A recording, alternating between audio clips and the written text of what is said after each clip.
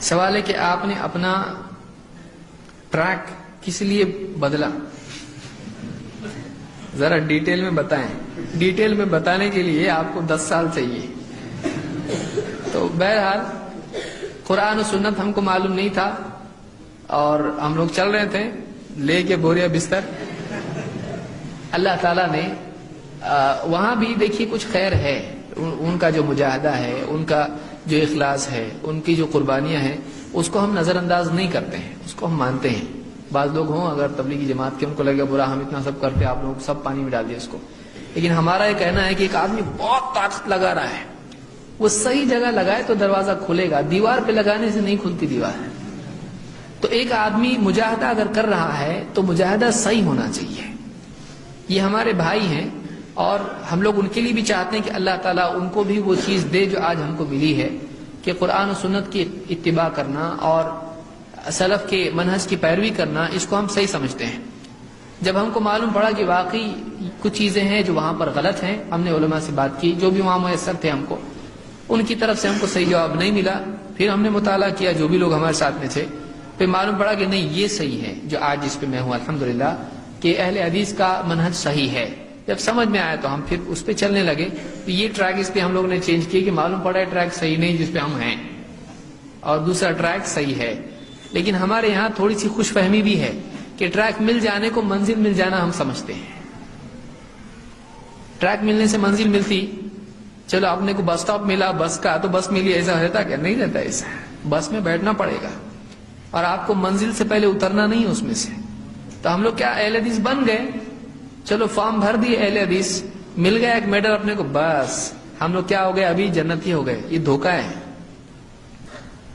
ویسی جو آدمی مسلمان بن کے سمجھ لے کہ اب مجھ کو کچھ کرنے کی ضرورت نہیں ہے، نماز پڑھنے کی ضرورت ہے، نہیں یہ کرنے کی، کوئی بھی کرنے کی نہیں، میں نے نام بدلا اپنا، اچھا سا نام رکھ لیا مسلمان کا، کلمہ پڑھ لیا میں نے، ہو گیا میرا کام، کیا صحیح ہے؟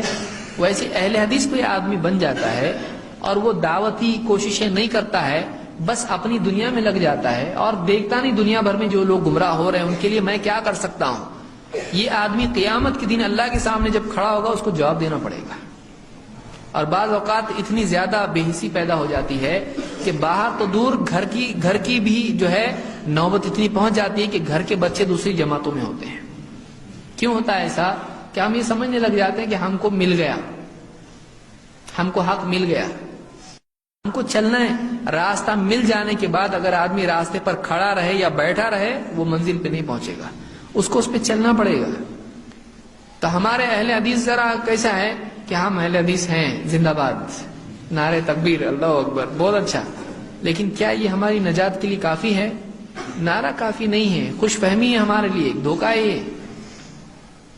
ہم لوگوں کو چاہیے کہ واقعی جو چیز ہمارے پاس ہے اس کو لوگوں میں تقسیم کریں، اس کو دے لوگوں کو۔ جو چھوڑ کے ہم آئے ہیں اس میں اور کئی لوگ بیچارے ہیں جن کو اگر بتایا جائے تو سمجھ میں آئے گا ہم کیا کر رہے ہیں۔ ہم کو خود دیکھنا چاہیے ہم لوگ کیا کر رہے ہیں آج۔ دکان، مکان، بیوی، بچے، کھیل تماشے سب ہمارے گھروں میں ہیں، ہم لوگ کیا کر رہے ہیں؟ ہماری ذمہ داری بہت بڑی، ہم کو فکر کرنا چاہیے اس کی۔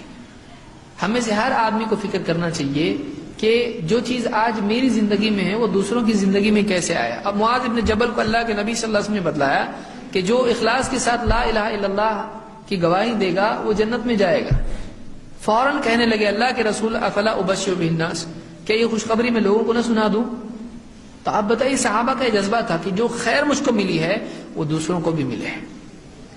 تو واقعی اہل حدیث بننا یہ ہے کہ نبی کریم صلی اللہ علیہ وسلم کی دعوتی فکر اور دعوتی بے چینی اور مخلوق کا گمراہی پر دیکھ کر تکلیف پانا، دل میں تکلیف محسوس کرنا، اگر وہ محسوس نہیں ہوتی تو ابھی اہل حدیث نہیں بنائے ہیں۔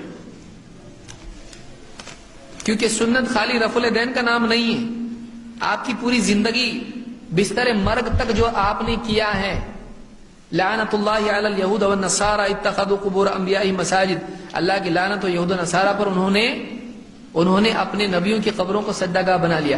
آخری وقت تک امت کے شرک پر فکر مند ہونا، تڑپنا، یہ اگر نہیں پیدا ہو رہا ہے آدمی میں، وہ اہل حدیث پکا نہیں بنا ابھی، وہ تبھی جا کے پکا بنے گا جب نبی صلی اللہ علیہ وسلم کی فکر، آپ کی فکر، آپ کا مقصد اس کا مقصد نہیں بنتا ہے، وہ اہل حدیث پکا نہیں بنا ہے۔ اس کو آپ کنفرم یاد رکھو۔ کیونکہ اللہ نے کیا فرمایا، قل هذه سبیلی ادعو الی اللہ علی بصیرۃ انا ومن اتبعنی، کہ اے نبی آپ کہیے یہ میرا راستہ ہے، میں اللہ کی طرف دعوت دیتا ہوں بصیرت کے ساتھ، میں بھی اور میری اتباع کرنے والے بھی، میں بھی اور میری اتباع کرنے والے بھی، سب کے سب اللہ کی طرف دعوت دیتے ہیں بصیرت کے ساتھ۔ اگر نہیں دیتے ہیں دعوت بصیرت کے ساتھ میں تو وہ اتباع کرنے کا حق ادا نہیں کر رہا ہے۔ خالی رفع الیدین کر کے خوش ہونے کی بات نہیں ہے۔ امت رفع الیدین کر رہی قبروں کے آگے، اور ہم اس کو خالی رفع الیدین سکھا رہے ہیں۔ آپ بتائیے کیا کر رہے ہیں آپ فکر کریں اس بات کی کہ امت اس شرک سے نکلے، قبروں کے آگے رفع الیدین کرے کہ نہیں، ہاتھ اٹھا رہی نا دعاؤں کے لیے، تو وہ کتنا ڈینجر رفع الیدین ہے، اس سے نکالنے کی ضرورت ہے امت کو۔ اللہ تعالیٰ اس کی سمجھ ہم کو عطا فرمائے، اس کی فکر کریں۔ یہ نہیں کہ 4 منٹ کا جوش، ہاں ابھی تو کچھ کروں گا، گھر پہ گئے تو سب بھول گیا بس، پھر اگلے مہینے کا انتظار ہے۔ ایسا نہیں ہونا چاہیے۔ ہمارا جوش بھی کیا ہوتا ہے، ایک دم جوش آتا ہے، آج سے ایسا کرنے والا ہے، پھر وہ کیا ہوتا ہے تھوڑا ڈم ڈم ڈم، پھر پورا پاور غائب۔ بیٹری کیسی تھی موبائل کی، اسی ہماری بھی ہو جاتی ہے۔